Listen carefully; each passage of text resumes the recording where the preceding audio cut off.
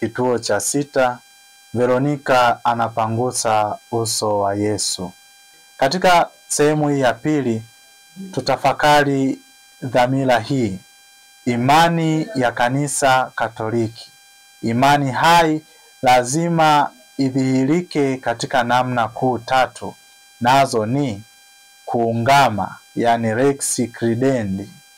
Imani ni kukubali ukweli wa Mungu ambao tumeujua kwa kupitia Mungu mwenyewe kujifunua ili tumjue, tumpende, tumtumikie na mwisho tufike mbinguni.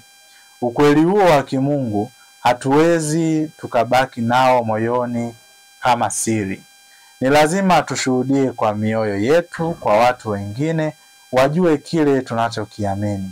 Kwa sababu hiyo, imani ni zawadi ya Mungu kwetu inayotupa wajibu wa kwenda kuitangaza kwa watu wengine ili waweze kumjua Kristo na kanisa lake, na hatimaye waweze kupata uzima wa milele kwa njia ya Kristo Bwana wetu. Kwa njia ya kuitangaza, tunajitanabaisha kuwa sisi ni wafuasi wa Kristo. Kwa Wakatoliki, kanuni ya imani ni muhtasari wa yale yote tunayoamini kama kanisa linalosafiri na tunayoyatangaza kama imani yetu.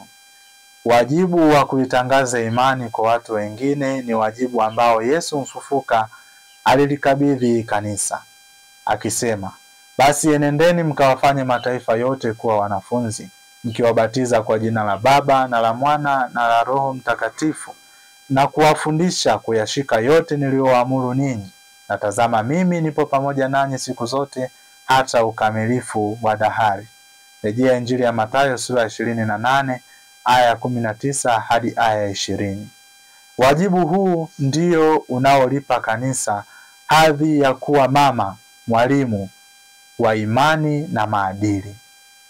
Safari ya imani inaanzia siku ya ubatizo, tunapofanyika kuwa manabii, kunakotupa wajibu wa kufundisha neno la Mungu, imani yetu na maadili ya kanisa.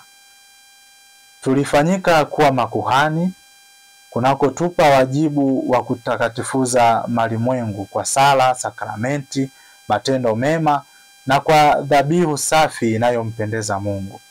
Tulifanyika kuwa wafalme, kunakotupa wajibu wa kuchunga kondoo wa Mungu, kila mmoja kwa nafasi yake katika taifa la Mungu.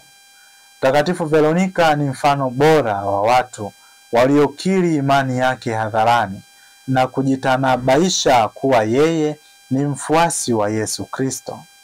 Veronika alimzawadia Yesu kitambaa cha kutolea jasho lake. Yesu akampa zawadi ya sanamu ya uso wake mtakatifu katika kitambaa ili mkumbushe fumbo la ukombozi lililotimilika kwa njia ya mateso, kifo na ufufuko wa Kristo. Sisi pia kwa kipaimara tumefanyika kuwa askari hodari wa Kristo. Lazima tuwe tayari kukiri imani yetu bila uoga, hata ikibidi kumwaga damu yetu kwa ajili ya Kristo, kwani huo ndio ufuasi halisi wa Kristo. Jambo la pili ni kuiadhimisha, yani lex orandi. Imani tunaiadhimisha katika liturujia ambayo ni kazi ya Kristo mzima, kichwa cha mwili, yani kanisa. Kristo ambaye ni kuhani wetu mkuu huiadhimisha bila kukoma katika liturujia ya mbinguni pamoja na mama mtakatifu wa Mungu, mitume, watakatifu wote na umati wa watu walioingia katika ufalme wa mbinguni. Kwa hiyo, mwadhimishaji wa liturujia ya mbinguni ni Kristo mwenyewe. Waamini wa Kristo tuliopo hapa duniani tunashiriki liturujia ya mbinguni kwa sakramenti ya ubatizo, ambapo Kristo anatushirikisha unabii, ukuhani na ufalme wake. Waamini wengine wamepewa sakramenti ya daraja. Kwa sakramenti hiyo humwakilisha Kristo aliye kichwa cha kanisa. Kwa mantiki hiyo, liturujia ya duniani ni kivuli halisi cha liturujia ya mbinguni. Ni katika liturujia Mungu anatukuzwa na mwanadamu anatakatifuzwa. Waamini wanashiriki liturujia kuungana na Kristo kwa njia ya sala za zaburi, tafakari ya neno la Mungu, sala za nyimbo na za baraka.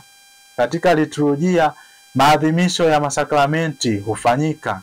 Neno la Mungu huwa sehemu ya maadhimisho ya liturujia. Hali kadhalika, nyimbo na muziki huunganishwa na tendo la liturujia. Adhimisho la liturujia hutumia ishara au alama zinazohusiana na uumbaji, mfano mwanga, maji, moto, maisha ya mwanadamu kama vile kuosha, kupaka mafuta, kumega mkate na kadhalika. Katika liturujia tunamshukuru Mungu kwa matendo yake makuu aliyoyatenda katika historia ya ukombozi. Hivyo tunamuomba Mungu atende tena wakati wa sasa. Ndiyo maana liturujia sio kumbukumbu ya mambo ya kale, hapana, bali yale ambayo Mungu aliyatenda wakati ulipotimia yanaadhimishwa tena kwa hadhi ile ile wakati wa sasa. Tendo hili kwa lugha ya kitaalamu linaitwa anamnesis. Kwa hiyo imani yetu huadhimishwa katika liturujia. Kadiri inavyoadhimishwa vema, ndivyo inavyodhihirisha kile ambacho mtu anaamini. Ni katika liturujia waamini wanafanya ungamo lao kwa Mungu kwa njia ya ibada. Liturujia ni kilele ambacho shughuli nzima ya kanisa hufanyika. Ili mtu aweze kushiriki vema liturujia, lazima awe na imani. Ukuu na upekee wa huyo anayemwamini utamfanya muamini atiishe akili na utashi wake kwa ajili yake. Tendo la tatu ni kuishuhudia, yani lex vivendi. Imani tunaishuhudia katika matendo. Matendo ni kitambulisho cha imani ya mtu. Sisi wa Kristo kwa matendo yetu tunamwakilisha Kristo tunayemwabudu. Fadhila za Kristo, yani upole, uaminifu, unyenyekevu, huruma, kiasi, upendo na kadhalika, zinatakiwa zionekane pia kwa sisi wafuasi wake kama kitambulisho chetu. Rejea Injili ya Yohane sura ya 13 aya 34 hadi aya 35. Mtume Yakobo anaeleza umuhimu wa imani na matendo akisema, ndugu zangu, yafaa nini mtu akisema ya kwamba anayo imani lakini hana matendo? Je, ile imani yaweza kumwokoa? Ikiwa ndugu mwanamume na ndugu mwanamke yu uchi na kupungukiwa na riziki, na mtu wa kwenu akawaambia, enendeni zenu kwa amani, mkaote moto na kushiba, lakini asiwape mahitaji ya mwili, yafaa nini? Vivyo hivyo na imani isipokuwa ina matendo imekufa nafsini mwake.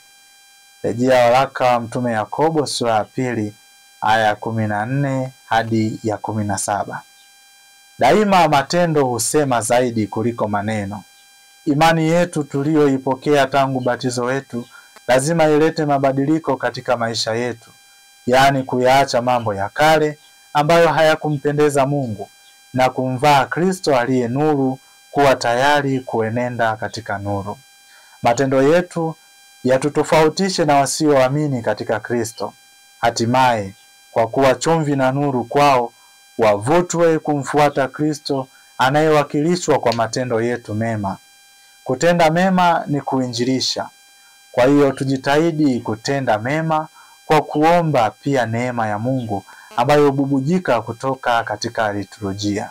Charles de Foucauld anatukumbusha jinsi ambavyo wafuasi wa Yesu tunavyotakiwa kumwakilisha Kristo kwa matendo mema anaposema, utume wangu unapaswa uwe utume wa wema. Watu wakiniona waseme dini yake ni nzuri kwa sababu yeye ni mtu mzuri. Watu wakiniuliza kwa nini niko hivi, ni wajibu kwa sababu mimi ni mtumishi wa yeye aliye mwema kuliko mimi, ili watu waseme kama huyu ni mtumishi tu, bwana wake itakuwaje? Mtakatifu Veronika aliweza kushuhudia imani yake kwa matendo. Alifanya tendo la huruma linalomfanya akumbukwe daima kama mtakatifu, kumpangusa Yesu uso uliojaa jasho la damu wakati wa mateso. Mkristo wa leo jiulize, je, nina imani? Nipo tayari kukiri imani yangu mbele ya wapinzani wa imani yangu kama Mtakatifu Veronika alivyofanya? Nipo tayari kutenda mema bila kujali maneno ya watu na vitisho vya watu? Nipo tayari kujitambulisha kuwa mimi ni mfuasi wa Yesu bila uoga? Ni kwa namna gani natangaza imani yangu kwa watu? Familia yangu ni kielelezo cha shule ya imani? Kwa matendo yangu watu wanajua kuwa ni mfuasi wa nani, Mungu au Shetani? Imani yetu isipozaa matunda ni sawa na bure. Tumwombe Mtakatifu Veronika ili imani yetu itufanye kuwa watumishi kwa kumwamini Kristo kama mkombozi wetu, na kwa njia yake tunapata uzima wa milele. Tunaweza kuwa watumishi wake. Imani lazima itupatie majibu katika masuala yanayozidi akili zetu kama vifo na majanga ya asili, ili tupate furaha ya matumaini na kuwa chachu ya msalaba kwa adui zetu. Rejea Injili ya Mathayo sura ya 5 aya 43 hadi aya ya 48. Imeandaliwa na Adriano Mgaya na kusomwa nami Felix Kilasile. Tumsifu Yesu Kristo.